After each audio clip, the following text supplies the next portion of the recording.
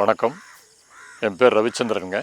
இது வந்துட்டு புராணசிங்குபாளையம், விழுப்புரம் பாண்டிச்சேரி பார்டரில் இருக்கிற ஊர் இது. இந்தாண்ட விழுப்புரம் டிஸ்ட்ரிக்டில் வரும், இந்தாண்ட அப்படி பாண்டிச்சேரி மண்ணாடிப்பட்டு கொம்யூன் அப்படின்னு சொல்லுவாங்க. அந்த ஏரியாவில் வர்றதுங்க இது. பார்த்திங்கன்னா நாங்கள் வந்துட்டு ஒரு 25 வருடமாக இயற்கை விவசாயம் பண்ணுறோங்க. எங்கள் குடும்பம் பெரிய குடும்பம், நாங்கள் 4 பேர் அண்ணன் தம்பிங்க.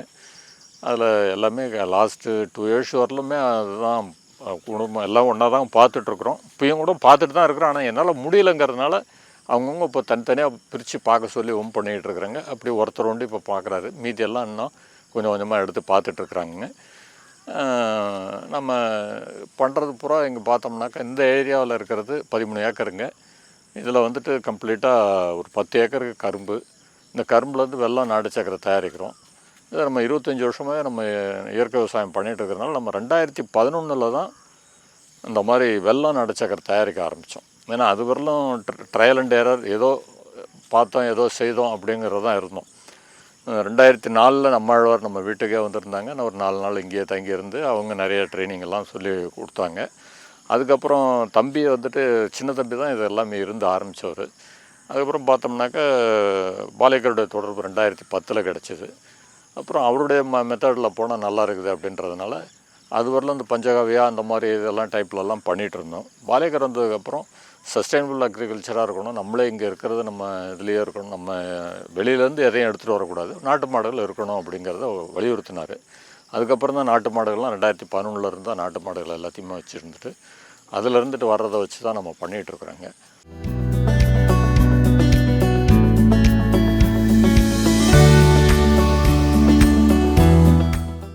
பார்த்திங்கனாக்கா இப்போ நம்ம கரும்பு இப்போ இங்கே பார்க்குறோம்.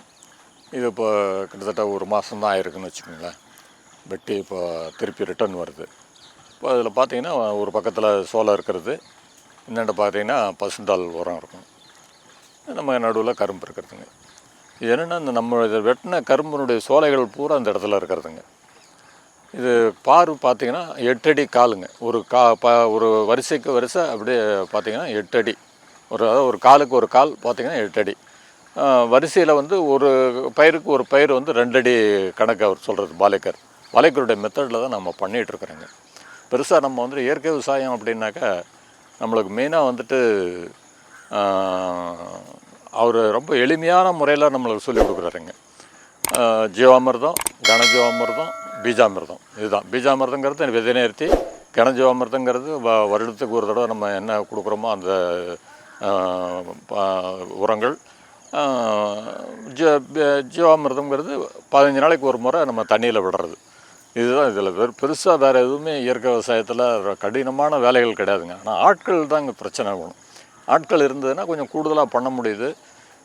அது ஒட்டி தான் எனக்கு சிரமமாக இருக்கிறது. இப்போ அடுத்து நம்ம பார்த்தோம்னா நம்ம பாண்டிச்சேரியில் நம்ம மாயிலேன்னுட்டு ஸ்டோர் வச்சுருக்குறோங்க. அதில் பார்த்திங்கன்னா இந்த கீரை வகைகள் இதெல்லாம் கீரை காய்கறிகள் எல்லாமே கொடுக்குறோம். இந்த ஏரியா கிட்டத்தட்ட 1 ஏக்கர் இருக்குதுங்க. இந்த 1 ஏக்கரில் பார்த்திங்கன்னா பந்தல் காய்கறி, இந்த மாதிரி கீரைகள். இப்போ கீரையில் பார்த்திங்கன்னா வல்லாரை, இது புதினா, நம்ம பாலக்கீரை, இந்த சிவப்பு தண்டுக்கீரை, பொன்னாங்கண்ணி கீரை, இந்த மாதிரி சிவப்பு பொன்னாங்கண்ணி, பச்சை பொன்னாங்கண்ணி, அந்த மாதிரி வெரைட்டியாக அரைக்கீரை, சிறுகீரை, முளைக்கீரை, அந்த மாதிரி எது நமக்கு வருதோ அந்தந்த நேரத்துக்கு தகுந்த மாதிரி இது பண்ணோம். அது இந்த ரேஸ்டு பெட்டாக போட்டு இந்த பாத்தியை அதாவது அடிக்கடி உழவு ஓட்டிகிட்டுலாம் இருக்கக்கூடாது. அதனால் அந்த ரேஸ்டு பெட்டாக பண்ணி நம்ம கீழே லேசாக பள்ளம் எடுத்துகிட்டு உள்ளார நம்மகிட்ட இருக்கிற வேஸ்ட்டு, அதாவது மரங்கள் அங்கங்கே கட்டை வெட்டுறது, இந்த பருத்தி மிளாறு, இந்த கத்திரி மிளாறு, நம்ம என்னென்ன நம்மகிட்ட வேஸ்ட் இருக்குதோ அதெல்லாம் கீழே போட்டு, தேங்காய் மட்டை இதெல்லாம் வேஸ்ட்டை போட்டு அதுக்கு மேலே மண்ணை போட்டு நம்ம கொஞ்சம் உயரம் தூக்கிட்டோம் அப்படின்னாக்க நமக்கு இந்த மாதிரி ட்ரிப் இரிகேஷன் போட்டு நம்ம அதை பண்ணுறதுக்கு சௌகரியமாக இருக்குங்க.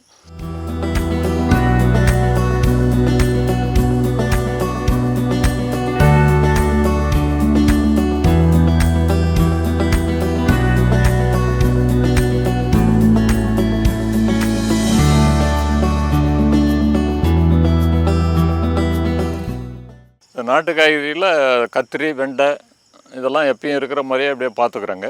இப்போ இது கிட்டத்தட்ட அறுவடை முடிகிற ஸ்டேஜில் இருக்குன்னு வச்சுங்களேன். அதுக்கு அடுத்தது அப்படியே நாற்று நட்டுருக்குது. நேற்று தான் நட்டுருக்குங்க. அந்த பக்கத்தில் அந்த பந்தலுக்கு கீழே நட்டுருக்குறோம். மிளகா இதெல்லாம் நட்டுருக்குங்க.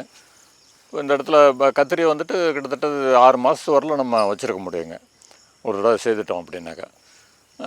அதுதான் இப்போ அதை பண்ணிகிட்ருக்குறோம். அதுமாதிரி வெண்டையும் அது மாதிரி பண்ணிகிட்ருக்குங்க. ஏன்னா மக்கள் வந்து நாட்டு காய்கறிகள் நிறையா வாங்கணும்னு சொல்கிறோம். ஆனால் கடையில் பார்த்தோம்னா நம்ம இங்கிலீஷ் காய்கறிகள் தான் நிறையா வாங்குகிறாங்க. நாம் ஒன்றும் பண்ண முடியல அது. அதனால் முடிஞ்ச வரலும் நம்ம வந்துட்டு நாட்டு காய்கறிகள் எல்லாத்தையும் வச்சிட்ருக்குறோம். எல்லாம் நம்ம சுரக்காய், புடலங்காய், எல்லா இதுவுமே நம்ம எல்லா வெரைட்டியும் பண்ணுறோம். அந்த மாதிரி முடிஞ்ச வரலும் வந்துட்டு தழைக்கரைசல் கொண்டு தாங்க ஜாஸ்தி அதில் பயன்படுத்துகிறோம். வேறு எதுவுமே கிடையாது. நம்ம முடிஞ்ச வரலும் நம்ம எதுவுமே அடிக்காத இருக்கிறது தான் பார்க்குறோம். பட் ஆனால் முடியல. அதனால் இது தழைக்கரைசல் இந்த அதிகபட்சமாக இருந்ததுன்னா இந்த பூண்டு இஞ்சி கரைசல் அந்த மாதிரி கரைசலை பயன்படுத்தி நம்ம அதை இது பண்ணிக்கிறோம். முடிஞ்ச தடுக்கிறதுக்கு பார்க்குறோம். இது எல்லாமே அவரை இதெல்லாம் போட்டுருங்க. பப்பாளி, அவரை இருக்குதுங்க. இது பந்தல் காய்கறி இந்தாண்ட வந்துடுறோம். இந்த பந்தல் காய்கறியில் பார்த்தீங்கன்னாக்கா இப்போ இந்த கொடிகள்லாம் வந்துட்டு அந்த கோவக்காய் அந்த செடி போட்டிருங்க. பாவக்காயும் ஏறுதுங்க. அது மாதிரி அந்தாண்ட பார்த்தீங்கன்னாக்கா எல்லாமே புடலங்காய், சுரக்காய், பீர்க்கங்காய் எல்லாமே கலந்தாப்புல, பூசணிக்காய், பரங்கிக்காய், அந்த சிறு பரங்கிக்காய் அந்த மாதிரியும் இருக்குங்க. இது மாங்காய் இஞ்சின்றதுங்க இது. அது மாதிரி மஞ்சள் இந்தாண்ட பூரா மஞ்சள் போட்டிருந்தோம். இந்த மாங்காய் இஞ்சி அந்த மஞ்சள் எல்லாமே கிட்டத்தட்ட அந்த 8 மாதத்து பயிருங்க இது. 8 மாதத்துக்கு அப்புறம் அதை எடுத்துடணும். அது ஆக்சுவலாக ஆள் பற்றாக்குறையினால அது எடுக்காதே விட்டேன். இது 10 மாதம் 12 மாதமே ஆகிடுதுங்க. இதுக்கு மேலே தான் எடுத்து அதை கடைக்கு கொடுக்கணும் அப்படின்ட்டு இருக்கிறேங்க. இது மாதிரி நிழலில் வர்ற பயிருங்க இதெல்லாம். நல்லா வாழைக்கு கீழே போடலாம், இந்த மாதிரி பந்தலுக்கு கீழே போடலாம். லாஸ்ட் இயர் நல்லாவே வந்ததுங்க. கிட்டத்தட்ட ஒரு 4 டன் அளவுக்கு எனக்கு மஞ்சள் கிடச்சிதுங்க. இந்தண்டை இந்த சிறு இடம் தாங்க, அதிலே 4 டன் அளவுக்கு மஞ்சள் கிடச்சிது.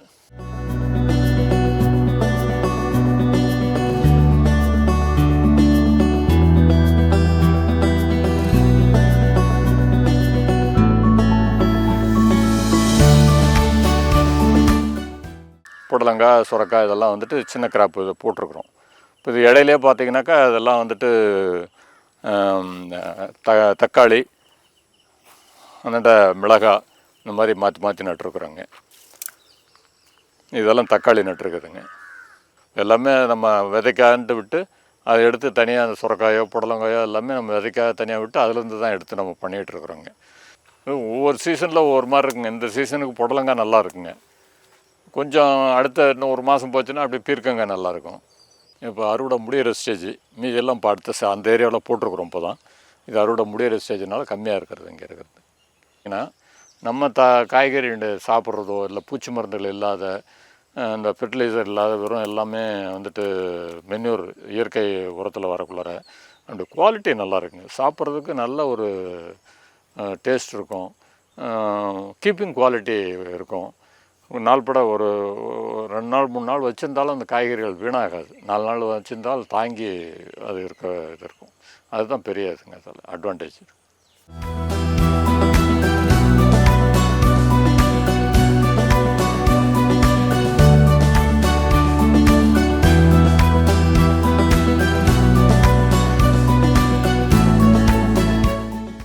மரப்பயிர்களும் வச்சுருக்குறேங்க. நெல்லிக்காய் மாதிரி நிறைய வச்சுருந்தோம். பட் அதிகமாக அதில் விற்பனை பண்ணுறதுக்கு நிறைய சேலஞ்ச் இருக்கிறதுனால கொஞ்சம் அதை நம்ம குறைச்சிட்டு இப்போ அங்கங்கே திட்டமாக வச்சுருக்குறோங்க நம்ம தேவைக்கு வேண்டி. ஏன்னா நல்ல ஊட்டச்சத்து உள்ள பொருளாக இருக்கிறதுனால இதுலேருந்து மதிப்பு கூட்டி நல்லா ஜூஸு, நெல்லிக்காய் ஜூஸு, நெல்லிக்காய் கேண்டி, அது மாதிரி நெல்லிக்காய் ஊறுகாய், அது மாதிரி அதனோட நெல்லிக்காய் பவுட்ரு, இந்த இஞ்சி மரப்பா மாதிரி நெல்லிக்காய் மரப்பாவே அந்த மாதிரி ஒன்று செய்து கொடுக்குறோம். அது மாதிரி வெரைட்டியாக பண்ணுறாங்க. அதில் வந்துட்டு இந்த சைடு பூரா பேயன் வாழைங்க, இந்த சைடு பூரா கற்பூரவள்ளி. பார்த்திங்கன்னா ஒரு மரத்துக்கு அடுத்தது பார்த்திங்கன்னா அந்தாண்ட ஒரு கன்று தான் இருக்குங்க. வேறு எதுவும் அதிகமாக விட மாட்டாங்க. அதுவும் அந்த குலை வந்ததுக்கப்புறம் தான் அந்தாண்ட விட்ருப்போம். இப்போ அது குலை வந்துடுது, இது குலை வந்துடுது, அதுக்கு பின்னாடி இருக்கிறத ஒன்று விட்ருக்குறோம். அந்த மாதிரி தாங்க. மீதியெல்லாம் கீழே கண்ணை அரிச்சு விட்றணும். இப்போ இதெல்லாம் இன்னும் குலை வராது இருக்கிறது அந்தாண்டெல்லாம். அப்போ அதெல்லாம் வந்துட்டு குலை வந்ததுக்கப்புறம் தான் அந்த பின்னாடி ஒரு கண்ணை விடுவோம். பார்த்திங்கன்னா பேயன் இது வந்துட்டு ரொம்ப மருத்துவ குணம் உள்ளதுங்க. இந்த அம்மாலாம் போட்டதுனாக்கா இந்த பேயம்பழம் தாங்க சாப்பிடணும். அதை குளிர்ச்சி கொடுக்கும் உடம்புக்கு. அந்த மாதிரி அந்த வெய்ய நாளில் கிடைக்கிறது நல்ல வெரைட்டி, நல்லா அருமையாக இருக்குங்க. இந்த வாழையும் கிட்டத்தட்ட நம்ம கரும்பு மாதிரி தாங்க. ஏன்னா அந்த பில் வகையை சேர்ந்தது தாங்க அதுவும். இதுவும் வந்துட்டு வாழையடி வாழைன்னுட்டு சொன்னதே அதுக்கு தான் காரணம். ஏன்னா இந்த ஒரு வாழை மரம் வச்சிட்டோம்னா நீங்கள் 100 வருஷமானாலும் 200 வருஷமானாலும் அதில் இருந்துட்டு வந்துக்கிட்டே இருக்குங்க. சைடு கப்பை கலப்பு வந்துக்கிட்டே இருக்கும். அது எப்படின்னா அவர் பாலேக்கர் சொல்கிறது என்னென்னாக்கா, ஒரு தார் வருது, அதாவது கொலை வருது அப்படின்னா பூ விடக்குள்ளறிய பூ விடுறதுக்கு எதிர் சைடு, அதாவது இப்போ தெற்கால வருது கொலை, வடக்கால பக்கம் அடுத்த கண் வர்றதை விடணும்.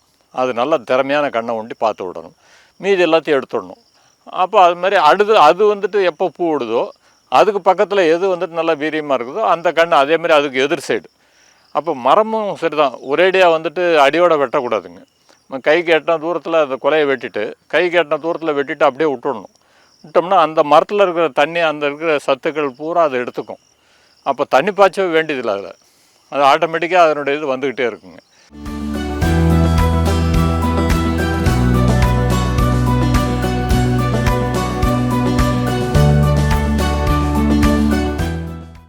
மாட்டுப்பண்ணையினுடைய ஷெட் இது. பார்த்திங்கன்னா 2011 நமக்கு வந்துட்டு தூத்துக்குடி கிட்ட கொஞ்சம் லேண்ட் இருந்ததுங்க. ஒரு 88 ஏக்கர். இப்போ லாஸ்ட் இயர் தான் விற்றுட்டேங்க அது. அங்கே வந்துட்டு அந்த திருநெல்வேலி ஏரியா சைடெலாம் அந்த உம்பளச்சேரி மாடுகள் தான் அதிகம் இருந்தது. அங்கேருந்து ஒரு முதல்ல ஆரம்பத்தில் 2000 ஆரம்பிக்கூட அங்கே வந்துட்டு ஒரு 10 கன்னுட்டி வாங்கி விட்டுருந்தோங்க. அதுக்கப்புறம் கடைசியாக நாங்கள் 2011 எடுக்குள்ளார 100 எண்ணிக்கை இருந்தது. அதுலேருந்து ஒரு 45 எட்டு வந்து தான் இங்கே ஆரம்பித்தாங்க. அது இங்கே நிறைய எல்லாருக்குமே கொடுத்தோங்க. அதில் இருந்துட்டு எல்லாருக்குமே ஒரு பீடு வர்றது எல்லாருக்குமே நம்ம விவசாயிகளுக்கு எல்லாருக்கும் கொடுத்து இது பண்ணாங்க. அப்புறம் இங்கே மேயறதுக்கு இடம் இல்லை அப்படின்றதுனால அந்த 30 ஏக்கர் அங்கே இருக்கிற பண்ணைக்கு எடுத்துன்னு போயிட்டோம். இப்போ எல்லாத்தையும் குறைச்சிட்டோங்க. நம்ம அதிகமாக ஆள் பற்ற மாட்டேங்குது, நம்ம நிறைய செலவுகள் ஆகுதுன்றதுனால குறைச்சிட்டு இப்போ ஒரு 12 தாங்க எண்ணிக்கை வச்சுருக்குறேங்க. இதுமாதிரி இதில் கீழே பார்த்திங்கன்னா இதில் சேகரிப்பு, இந்த கோமியம் எல்லாம் இதில் தான் சேகரிக்கிறது. அதுமாதிரி சாணமும் வந்துட்டு நம்ம அந்த மூலையில் எடுத்து வச்சுருவோம். டெய்லி அன்றாடம் அந்த ஜீவாமிரதத்துக்கு அன்றாடம் இருக்கிற சாணியை எடுத்து போடணும். கனஜீவாமிரதங்கிறது நம்ம வந்துட்டு சேர்த்து வச்சுருக்கிற தானியை அப்பப்போ நமக்கு ஓய்வாருக்குள்ளார எடுத்து போட்டு அதை கனஜீவாமிரதம் ஆக்கிக்குவோம். இந்த ஜீவாமிரதமாக இருக்கிறதுக்கு இது முக்கியமாக கோமியம். இந்த கோமியம் எவ்வளோ நாள் வச்சுருந்தாலும் யூஸ் பண்ணிக்கலாங்க. ஆனால் ஜீவாமிரதத்துக்கு வேண்டி சாணம் வந்து டெய்லி ஃப்ரெஷ் சாணம் யூஸ் பண்ணணும். அதுவும் வந்துட்டு கன்று ஈன்ற அந்த மாட்டு, அதாவது கறவல் இப்போ நடந்துகிட்ருக்கிற மாட்டில் இருக்கிறது தான் நல்லா எஃபெக்டிவாக இருக்குங்க. அதில் அந்த ஆர்கானிக் மைக்ரோ நுண்ணுயிர்கள் நிறைய இருக்குங்க. அதனால் அதுதான் முக்கியமாக தேவைங்க. அதனால் அந்த மாதிரி இது தான் நம்ம பயன்படுத்துகிறோம். நம்மகிட்ட நம்ம நண்பர் ஒருத்தர் வச்சுருந்தார். அதில் வந்துட்டு நம்ம அதை மாடாக வெட்டும் செனப்பிடிக்கலன்ட்டு சொல்லி வச்சுருந்தாருங்க. ஒரு 3 கண்ணுட்டியை ஓட்டின்னு வந்தோம். ஓட்டின்னு வந்து அதில் 2 செனை பிடிச்சி அதில் வந்த காலைங்க இது. அந்த மாடு அம்மாவெல்லாம் விற்றாச்சுங்க. நம்ம எல்லாம் குறைக்கிறதுக்கப்புறம் குறைச்சிட்டோம். சரி, இதுக்கு மேலே இது நம்ம இந்த கிரில் இருந்துட்டு இந்த ஒட்டு போடணும், அதாவது இந்த நாட்டு மாட்டினுடைய இது நம்ம கிராஸ் வரணும் அப்படிங்கிறதுனால இப்போ இதை கிரை இங்கே வச்சுருக்குறேங்க. இது மாதிரி அந்தாண்ட இருக்கிறது இதெல்லாம் பார்த்தீங்கன்னா உம்பளச்சேரி மாடுகள். இந்த மாடுகள் எல்லாமே உம்பளச்சேரி டைப்பு. அதில் இருக்கிற காலையும் இருக்கிறதுங்க. நம்ம மெயினாக வந்துட்டு இப்போதைக்கு இந்த காலையை வச்சு தான் இப்போ உபயோகப்படுத்துகிறாங்க. டெய்லி கறவையும் உண்டுங்க. பார்த்திங்கனாக்கா காலையில் ஒரு 6 மணிக்கெல்லாம் வந்துடுவாப்புல. இது பண்ணுவாங்க. சாயந்தரத்தில் 5 மணிக்கெல்லாம் வருவாப்புல. 4:30லேருந்து 5க்குள்ளார வந்து அது மாதிரி கறந்து எடுத்துனோம்ல. முடிஞ்ச வரலும் நம்ம எல்லாமே இங்கே பன்னீர் தயாரிக்கிறோம். அது மாதிரி டவுனில் வந்துட்டு கடையிலையும் வந்துட்டு எல்லாேருக்கும் டோர் டெலிவரியே பால் கொடுக்குறோம்.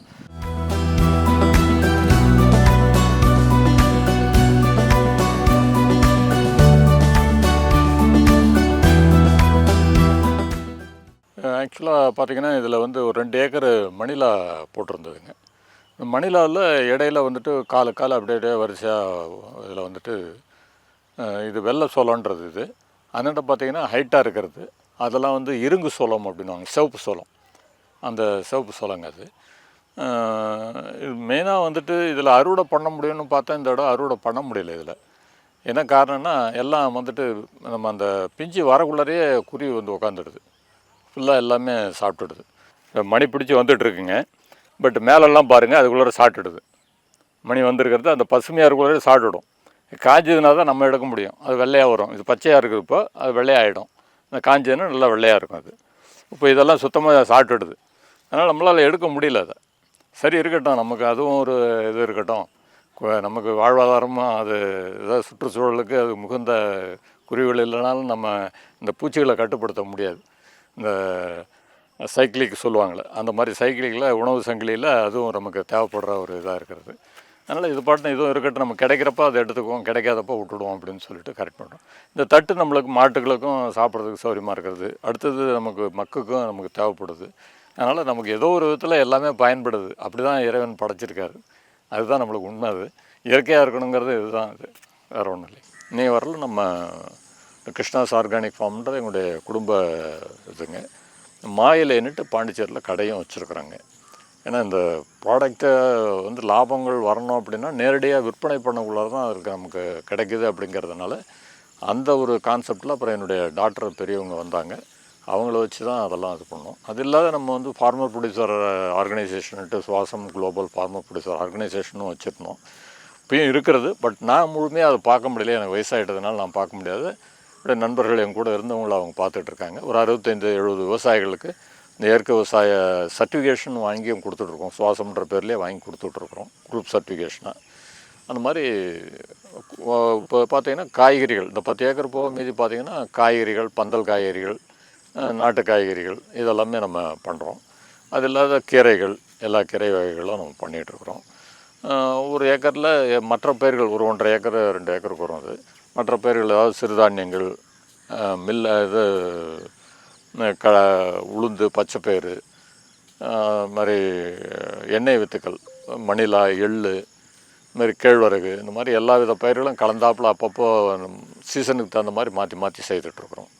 இதுதான் எங்களுடைய இதுங்க.